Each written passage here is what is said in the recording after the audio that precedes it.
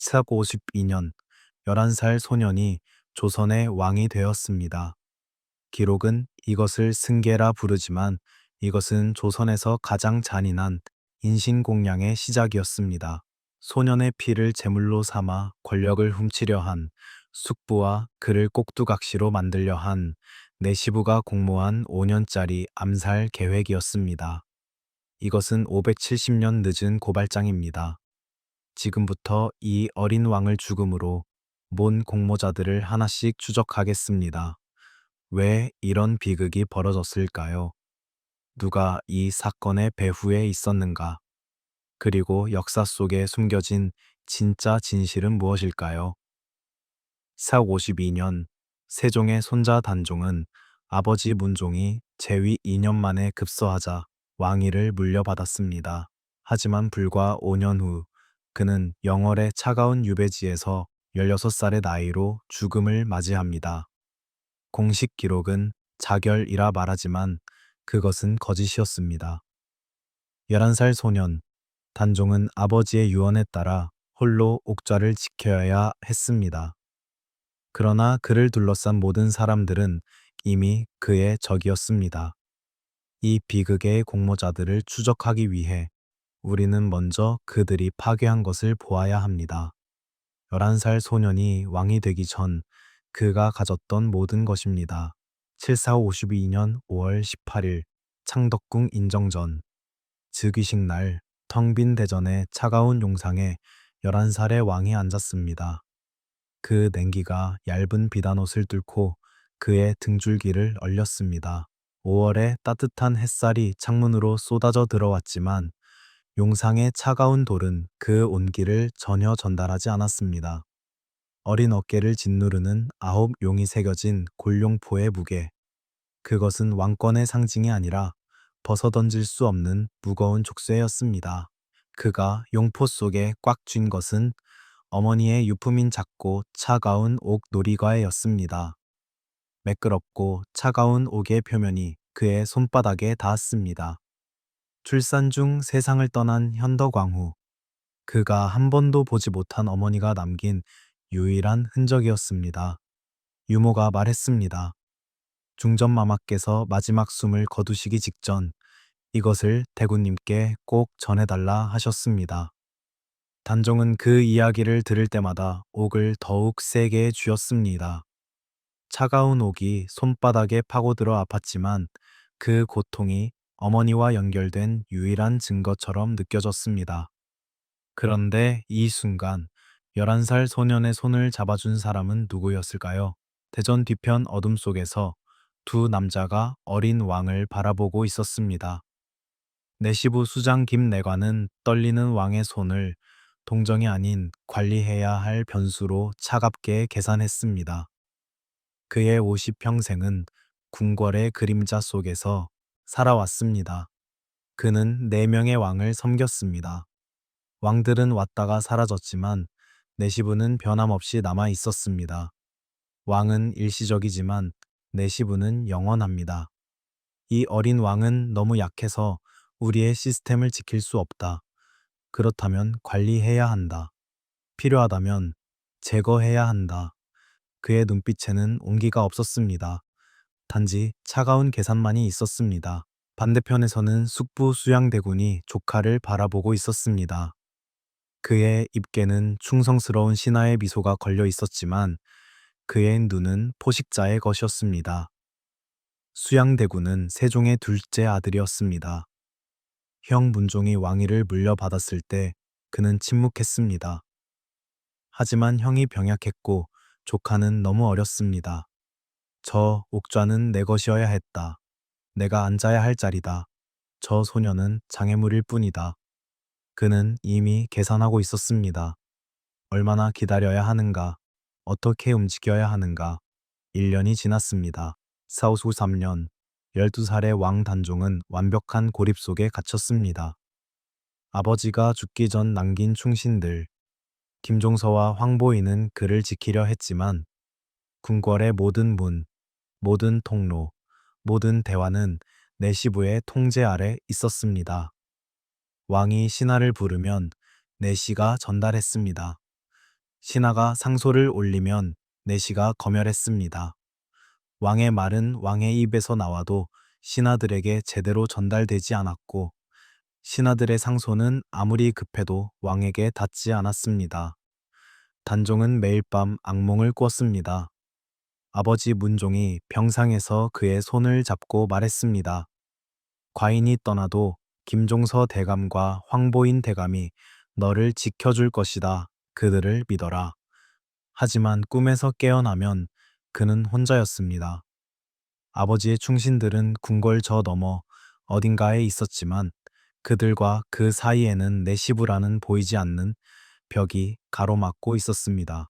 그날 밤 단종은 선택했습니다. 태어나서 처음으로 왕으로서 처음이자 마지막 권력을 휘둘렀습니다.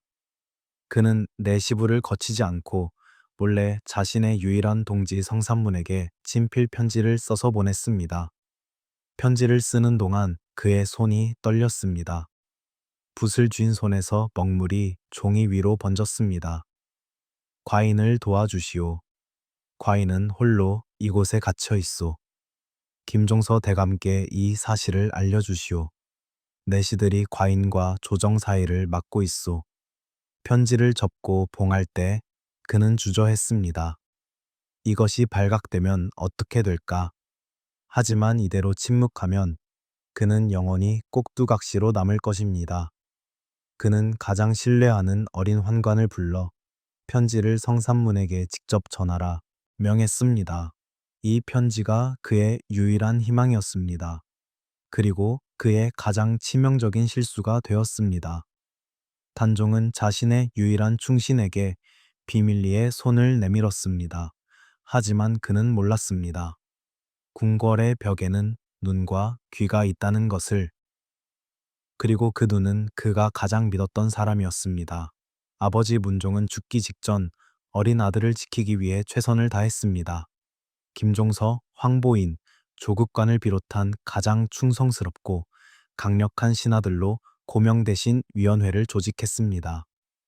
김종서는 육진 개척의 영웅이었고 황보인은 세종시대부터 조정을 이끈 원로였습니다. 이들은 단순한 신하가 아니었습니다. 이들은 왕을 지키기 위해 목숨을 바칠 준비가 된 전사들이었습니다. 11살 왕은 혼자가 아니었습니다.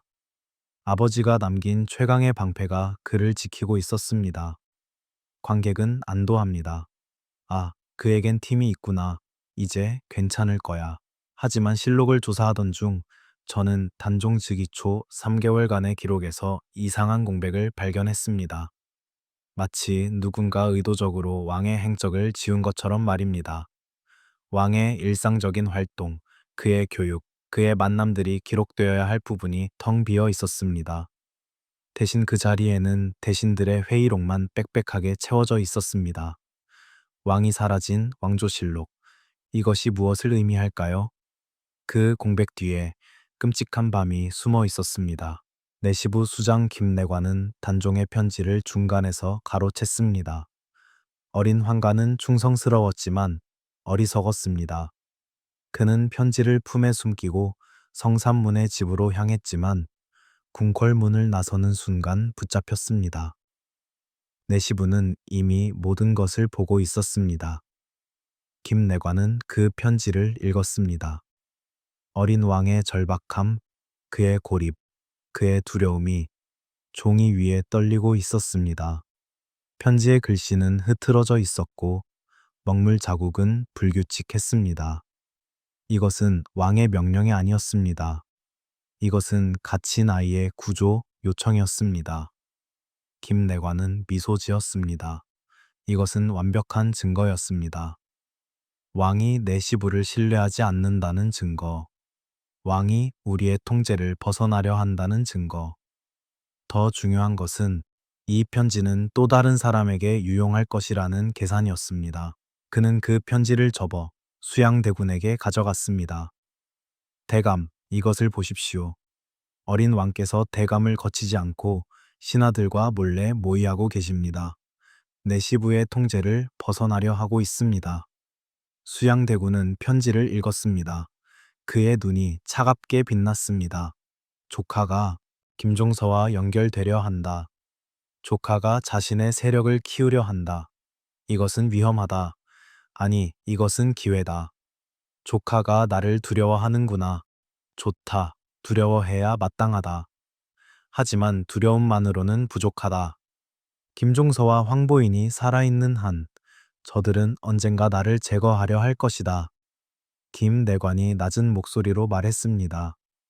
대감께서 결단을 내리신다면 내시부는 궁궐의 문을 열어드릴 수 있습니다. 두 사람의 눈이 마주쳤습니다. 말하지 않아도 알 수 있었습니다. 거래가 성립되었습니다. 수양대군은 왕좌를 얻고 내시부는 새로운 왕 밑에서 더 큰 권력을 얻는다.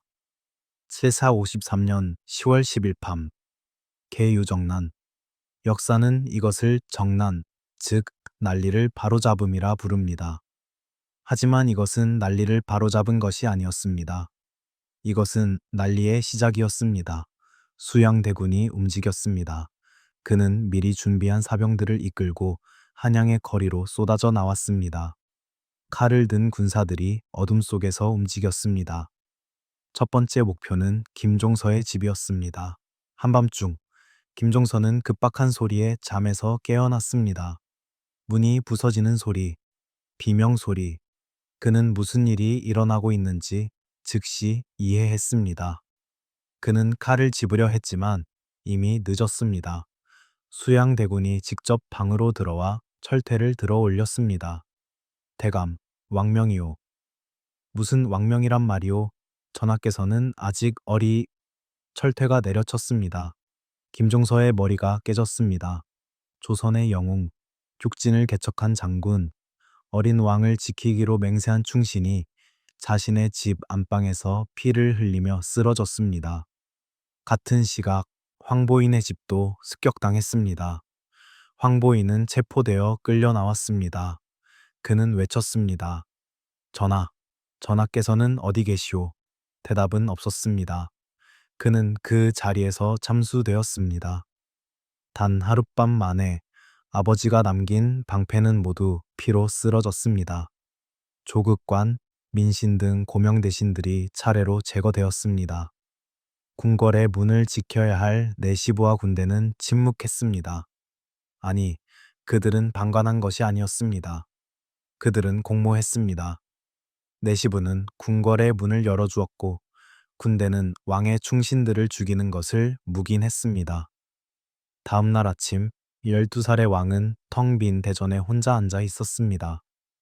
신하들이 줄지어 들어왔지만 그들은 모두 수양대군의 사람들이었습니다. 어제까지 그를 지켜주던 얼굴들은 모두 사라졌습니다. 그의 보호자들은 모두 죽었습니다. 남은 것은 그를 애워싼 낯선 침묵뿐이었습니다. 수양대군이 대전으로 들어왔습니다. 그는 단종 앞에 무릎을 꿇었습니다. 하지만 그의 눈은 복종하지 않았습니다. 전하, 역적들을 소탕했사옵니다. 이제 전하께서는 안전하십니다.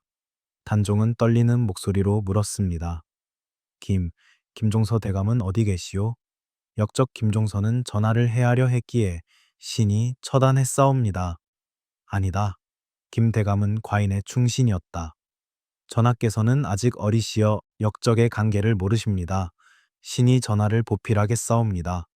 행복은 오래가지 않았습니다. 희망은 단 하룻밤 만에 사라졌습니다. 하지만 다른 기록, 야사는 정반대의 이야기를 합니다. 수양대군은 왕을 보호한다고 말했지만 그는 왕의 모든 충신을 보호라는 이름으로 제거하고 있었습니다. 보호의 이름으로 벌어진 학살, 안전의 이름으로 자행된 쿠데타. 며칠 후 김내관이 단종을 찾아왔습니다. 전하, 이 놀이개는 왕에게 어울리지 않습니다. 너무 낡고 초라합니다. 신에게 맡기십시오. 더 훌륭한 것으로 바꾸어 드리겠습니다. 단종은 본능적으로 옥 놀이개를 더 세게 쥐었습니다. 처음으로 거부했습니다. 싫다. 이것은 과인의 어마마마께서 남기신 것이다. 전하, 하오나. 물러가라. 그 한 글자, 그 한마디가 그가 지킬 수 있는 유일한 영토였습니다. 김내관은 미소 지으며 물러섰습니다. 하지만 그의 눈은 이미 다음 계획을 계산하고 있었습니다. 저 아이는 여전히 저항하는구나. 아직 완전히 부러지지 않았어. 하지만 곧 부러질 것이다. 충신들이 모두 죽고 내 시부마저 등을 돌렸을 때 단종은 문자 그대로 홀로 옥좌를 지키고 있었습니다. 물리적으로도 혼자였고 정치적으로도 혼자였습니다. 그를 지켜줄 사람은 아무도 없었습니다. 단종의 보호막은 사라졌습니다. 궁궐은 이제 그의 집이 아니라 숙부 수양대군과 내시부 수장이 공동으로 관리하는 감옥이 되었습니다. 그리고 이 감옥에서 소녀는 끔찍한 진실을 발견합니다. 1455년 어느 겨울날 저녁, 13살의 단종은 이제 완전한 꼭두각시였습니다. 모든 정사는 수양대군이 결정했고 단종은 그저 그의 결정을 승인하는 도장 역할만 했습니다. 조회에 나가도 신하들은 단종이 아닌 수양대군을 바라보았습니다. 왕은 용상에 앉아 있었지만 권력은 그 옆에 서 있는 숙부에게 있었습니다. 그날 저녁 그가 신임하던 궁녀가 그에게 따뜻한 탕약을 올렸습니다. 전하, 추운 날씨에 몸을 보하셔야 합니다. 수양대군 대감께서 특별히 준비하라 하셨습니다. 단종은 그릇을 받았습니다. 하지만 그의 손이 떨렸습니다. 요즘 그의 손은 항상 떨렸습니다. 밤에 잠을 이룰 수 없었고 낮에도 불안에 시달렸습니다. 그릇이 기울어지고 탕약 몇 방울이 바닥에 떨어졌습니다. 그날 밤 탕약 그릇에서 믿을 수 없는 일이 벌어졌습니다. 궁궐 뜰을 배회하던 개 한 마리가 쏟아진 탕약을 핥았습니다. 단종은 그 광경을 무심코 바라보고 있었습니다. 그리고 즉시 개는 비명 같은 소리를 내며 쓰러졌습니다. 개의 입에서 검은 피가 흘러나왔습니다. 개는 몸부림치며 바닥을 굴렀고 눈에서 피눈물이 흘렀습니다. 그리고 잠시 후 경련하던 개는 움직임을 멈췄습니다. 죽었습니다. 단종은 얼어붙었습니다. 그의 손에서 탕약 그릇이 떨어져 산산조각 났습니다. 차가운 자기 파편이 그의 발등을 베었지만 그는 고통을 느끼지 못했습니다. 그의 온 몸이 얼음처럼 차가워졌습니다. 손가락이 저리고 입술이 파래졌습니다. 궁녀가 황급히 달려왔습니다. 전하, 괜찮으십니까? 단종은 그녀를 바라보았습니다. 그녀의 얼굴에는 진심 어린 걱정이 있었습니다. 아니면 그것도 연기였을까? 이제 그는 아무도 믿을 수 없었습니다. 기록은 이것을 실수라고 말합니다. 약재가 잘못 조제되었다고 합니다. 하지만 과연 실수였을까요? 공교롭게도 단종이 독살의 공포를 느꼈던 그 시점은 수양대군이 군권을 완전히 장악한 시점과 정확히 일치합니다. 우연이었을까요? 아니면 의도된 경고였을까요? 너는 언제든 죽을 수 있다. 너의 생명은 우리 손에 달려 있다. 그러니 순종해라. 그날 밤 이후 단종은 아무것도 먹지 않으려 했습니다. 하지만 그는 먹어야 했습니다. 먹지 않으면 병들었다는 이유로 제거될 것이기 때문입니다. 그는 매 끼니마다 죽음을 삼켰습니다. 밥 한 숟가락을 뜨면서도 이것이 마지막 식사가 아닐까 두려워했습니다. 물 한 모금을 마시면서도 이것에 독이 섞여 있지 않을까 의심했습니다. 수양대군이 단종의 처소를 방문했습니다. 그는 조카의 옆에 앉았습니다. 전하, 안색이 좋지 않으시오. 무슨 근심이라도 있으십니까? 단종은 대답하지 않았습니다. 수양대군의 시선이 단종의 손으로 향했습니다. 그의 손에는 여전히 옥 놀이개가 쥐어져 있었습니다. 조카, 이것은 너무 낡았구나. 왕께서 이런 초라한 것을 지니시면 체면이 서지 않소. 내가 깨끗이 닦아주마. 더 훌륭하게 손질해서 돌려드리겠소. 그는 강제로 놀이개를 빼앗아갔습니다. 단종이 저항하려 했지만 수양대군의 힘은 강했습니다. 옥이 그의 손에서 떨어져 나갔습니다. 며칠 후 그것을 돌려주었습니다. 자, 깨끗해졌소. 단종이 놀이개를 만졌을 때 그것은 달랐습니다. 표면이 너무 매끄럽고 미끄러웠습니다. 원래의 거친 질감이 사라졌습니다. 마치 다른 사람의 손때가 묻은 것처럼, 어머니의 온기가 사라진 것처럼. 이것은 더 이상 어머니의 것이 아니었습니다. 그것은 감시의 상징이었습니다. 너의 가장 소중한 것조차 우리가 마음대로 빼앗을 수 있다는 메시지였습니다. 크스색 55년 윤 6월 11일, 수양대군이 마침내 가면을 완전히 벗었습니다. 그는 대전으로 들어와 단종 앞에 섰습니다. 더 이상 무릎을 꿇지 않았습니다. 전하, 이 혼란한 시대를 안정시키기 위해 전하께서는 왕위를 신에게 물려주셔야 하겠습니다. 그것은 요청이 아니었습니다. 명령이었습니다. 위협이었습니다. 숙부, 그럴 수는, 과인은 아직, 전하께서는 아직 너무 어리십니다. 이 무거운 짐을 감당하실 수 없습니다. 신이 대신 짊어지겠습니다. 단종은 숙부의 눈을 바라보았습니다. 그 눈에는 협상의 여지가 없었습니다. 선택의 여지가 없었습니다. 거부하면 죽음뿐입니다. 순응하면 아마도 살 수 있을지도 모릅니다. 어쩌면 유배지에서라도 살 수 있을지도. 대전 밖에서는 수양대군의 군사들이 칼을 들고 서 있었습니다. 궁궐의 모든 문이 봉쇄되었습니다. 내시부는 침묵했습니다. 도와줄 사람은 아무도 없었습니다. 13살 소녀는 떨리는 손으로 옥새를 집어들었습니다. 왕권의 상징, 권력의 증표. 그러나 이제는 그저 무거운 돌덩이에 불과했습니다. 그가 옥새를 숙부에게 넘기던 그 순간 주먹 쥔 손톱이 손바닥을 파고드는 날카로운 고통을 느꼈습니다. 피가 손바닥에서 흘렀지만 그는 아픔을 표현하지 않았습니다. 그것이 그가 할 수 있는 유일한 저항이었습니다. 신체적 고통으로 정신적 고통을 억누르는 것. 수양대군. 이제 세조는 옥새를 받아들이며 말했습니다. 조카의 눈물이 어찌 사직의 안위보다 중하겠소? 신은 나라를 위해 이 무거운 짐을 짊어지겠소. 그 순간 단종은 깨달았습니다. 이 모든 것이 처음부터 계획되어 있었다는 것을. 아버지가 죽던 날부터, 아니, 어쩌면 자신이 태어나던 그 순간부터. 왕좌에서 쫓겨난 소녀는 영월의 황량한 유배지로 보내졌습니다. 이제 그는 왕이 아니었습니다. 그는 노상군이라 불렸습니다. 왕위를 잃은 자, 권력을 잃은 자, 그저 제거되어야 할 문제일 뿐이었습니다.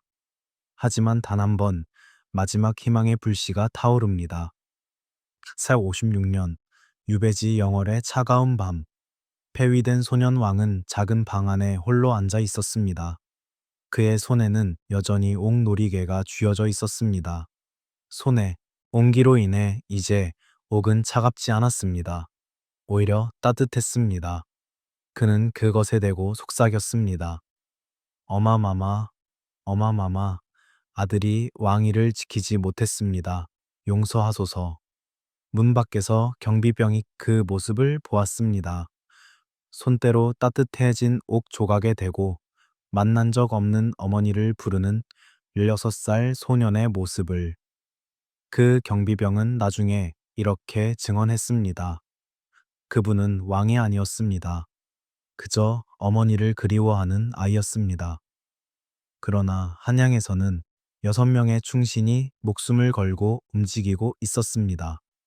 성삼문, 박백년, 하위지, 이계, 유성원, 유응부, 사육신. 이들은 단종의 즉위 초부터 그를 섬긴 젊은 신하들이었습니다. 그들은 세조의 감시를 피해 비밀리에 만났습니다. 성삼문이 말했습니다. 세조는 찬탈자입니다. 우리는 정당한 왕을 복위시켜야 합니다. 박백년이 답했습니다. 하지만 세조는 궁원을 장악했소. 우리에게 군사가 없소. 그렇다면 암살입니다. 세조만 제거하면 단종 전하를 복위시킬 수 있습니다. 그들은 비밀 계획을 세웠습니다.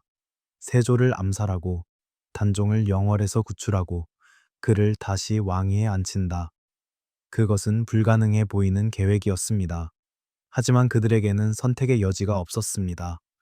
정의를 위해, 충성을 위해 그들은 목숨을 걸었습니다. 반역, 성공할 수 있다. 관객은 숨을 죽입니다. 드디어 희망이 보이는 듯 했습니다. 이번에는 달라질 수 있을까?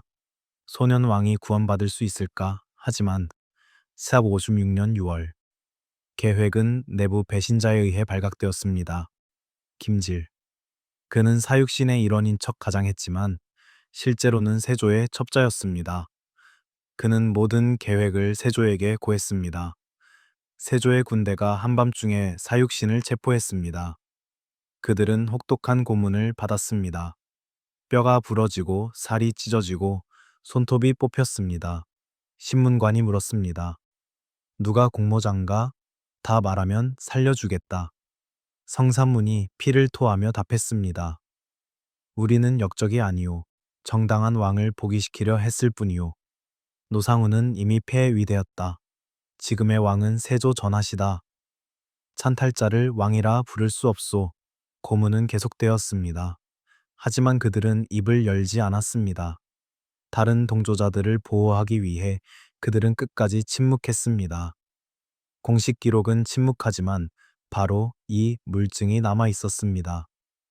당시 피로 쓰인 신하들의 상소문입니다. 고문을 받으면서도 그들은 마지막 유언을 남겼습니다. 우리는 충신으로 죽는다. 역사가 우리를 기억할 것이다. 이것은 상소문이 아니라 그들의 마지막 저항이었습니다. 세조는 이것으로 충분하지 않았습니다.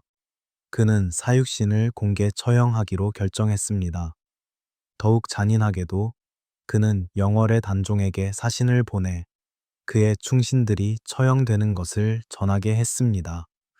1556년 6월 8일 사육신은 한양 저작거리에서 능지처참되었습니다. 팔다리가 찢기고 몸이 토막났습니다. 그들의 마지막 말은 이러했습니다. 성삼문, 단종 전하 만세, 박백년, 역사는 누가 충신이었는지 기억할 것이다. 그들은 죽어가면서도 폐위된 왕을 향한 충성을 외쳤습니다.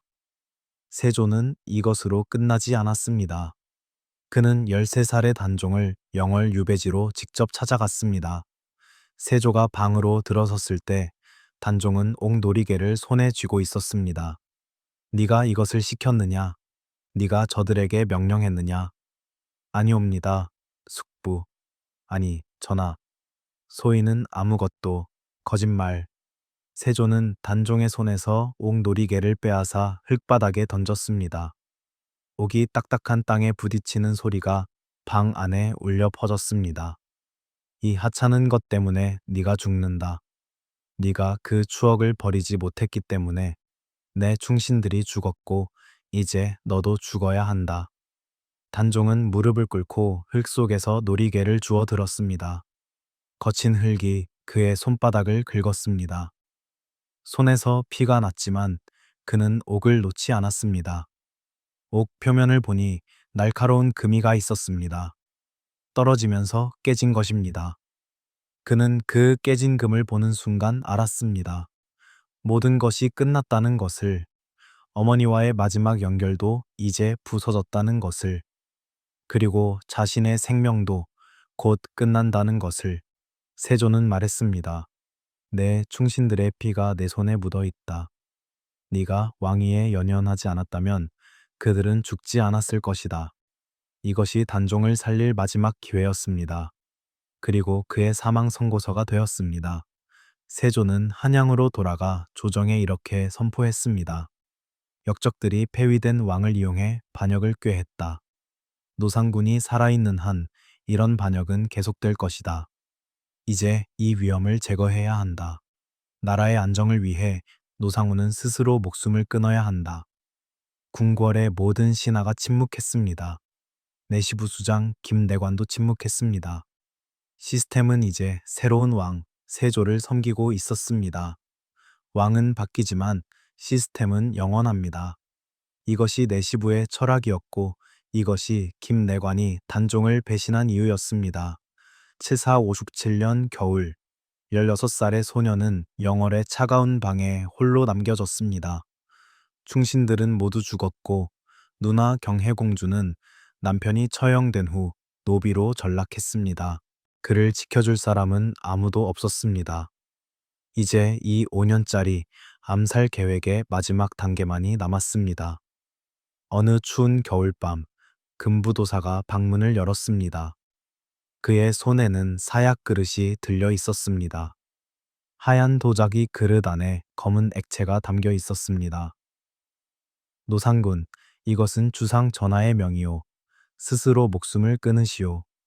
세조는 이것을 선물이라 불렀습니다. 선택권을 준다는 것이었습니다. 하지만 그것은 거짓 선택이었습니다. 거부하면 더 잔인하게 죽임을 당할 것이기 때문입니다. 죽음마저 선택으로 위장하며 마지막 존엄성을 조롱했습니다. 단종은 깨진옥 놀이개를 왼손에 꽉 쥐었습니다. 금이 간 부분이 손바닥을 찔렀습니다. 날카로운 고통이 느껴졌습니다. 얼어붙은 옥의 냉기가 손바닥을 얼렸습니다. 그는 오른손으로 사약 그릇을 들어 올렸습니다. 그릇이 무거웠습니다. 아니, 그릇이 아니라 그의 팔이 무거웠습니다. 그의 온 몸이 무거웠습니다. 16년의 삶이 무거웠습니다. 그는 사약을 마셨습니다. 독이 그의 몸에 퍼지기 시작했습니다. 타오르는 고통이 목구멍을 조였습니다. 내장이 비틀렸습니다. 그러나 그가 마지막으로 느낀 것은 고통이 아니었습니다. 왼손에 쥔 옥 놀이가에 얼어붙은 날카로운 감촉이었습니다. 어마마마. 그것이 그의 마지막 말이었습니다. 그것이 그의 마지막 감각이었습니다. 단종이 죽은 직후 세조는 영월 관리에게 명령을 내렸습니다. 시신을 수습하는 자는 삼족을 멸하리라. 그는 관도 없이 시신을 강물에 버리라 명했습니다. 한 소년의 존재를 역사에서 완전히 지우려 했습니다. 왕이었던 아이를 이름조차 남기지 말고 사라지게 하려 했습니다. 내시부 수장 김내관은 실록 편찬을 감독하며 이렇게 기록했습니다. 노상훈이 스스로 목숨을 끊었다. 이것이 공식 기록이었습니다. 자결, 스스로 선택한 죽음. 하지만 이 흩어진 단서들, 가려진 기록, 수상한 타이밍, 그리고 엇갈린 증언들을 연결해 보면 하나의 끔찍한 그림이 그려집니다. 이것은 왕위 찬탈이 아니라 치밀하게 계획된 소년왕 암살이었습니다. 452년 즉위 순간부터 1457년 죽음까지 정확히 5년간의 계획이었습니다. 수백 년이 흘렀습니다. 숙종대인 698년에 이르러 단종의 무덤이 발견되고 그의 지위가 복권되었습니다. 그는 다시 왕이 되었습니다. 죽은 지 241년 만에. 하지만 진짜 발견은 당시 그를 몰래 염습했던 영월 관리 엄흥도가 남긴 비밀 기록이었습니다. 그는 세조의 명령을 어기고 시신을 수습했습니다. 삼족이 멸할 것을 알면서도 그는 왕의 시신을 강물에 버릴 수 없었습니다. 그가 남긴 기록에는 이렇게 적혀 있었습니다. 얼굴은 멀쩡했으나 목에 검은 자국이 있었고 입술이 심하게 검게 변해 있었습니다. 이것은 보통의 죽음이 아니었습니다. 이것은 자결이 아니었습니다. 독살이 느리게 작용하자 그들은 목을 졸라 확인 사살했던 것입니다. 이것은 법의학적 암살 증거였습니다. 공식 기록의 자결은 거짓이었습니다. 그리고 무덤 속에서 그의 손에 쥐어진 옥놀이개가 발견되었습니다.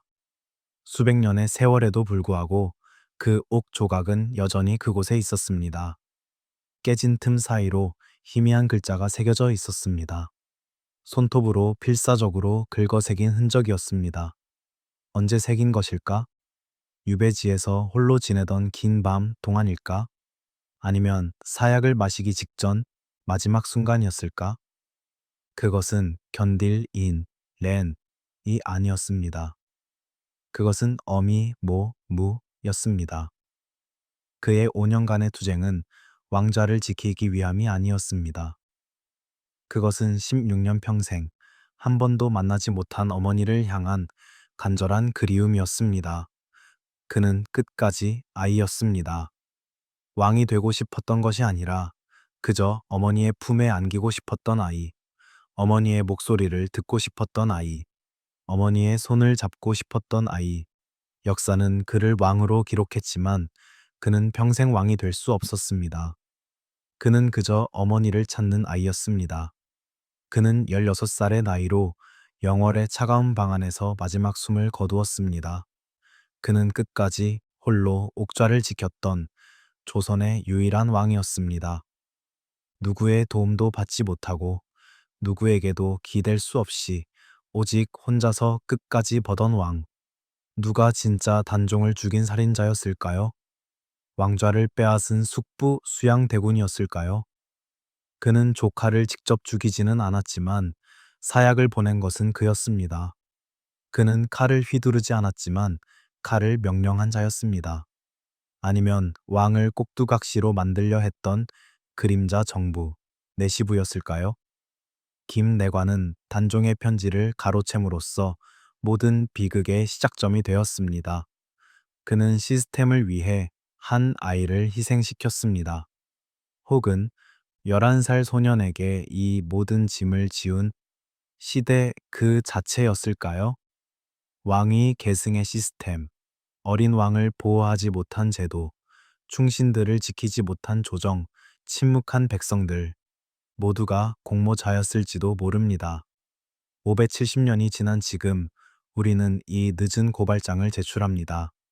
사건 파일 017, 단종, 판결, 치밀하게 계획된 소년왕 암살, 공모자, 주범 수양대군, 시스템적 방조범 내시부 수장 김내관, 그리고 침묵한 시대 전체. 증거, 가로챈 편지, 독살 시도의 목격자, 사육신의 피로 쓴 상소문, 그리고 목에 남은 교살 흔적. 하지만 가장 결정적인 증거는 옥놀이개에 새겨진 무자였습니다. 그것은 한 소년의 마지막 고백이었습니다. 나는 왕이 되고 싶었던 것이 아니다. 나는 그저 어머니를 만나고 싶었을 뿐이다. 역사는 그에게 왕관을 씌웠지만 그가 원했던 것은 어머니의 품이었습니다. 역사는 그에게 권력을 줬지만 그가 필요했던 것은 사랑이었습니다. 단종, 조선의 6번째 왕, 11살에 즉위해 16살에 살해당한 소년. 그는 5년간 홀로 옥좌를 지켰고 그리고 혼자서 죽어갔습니다. 이것이 570년 늦은 진실입니다.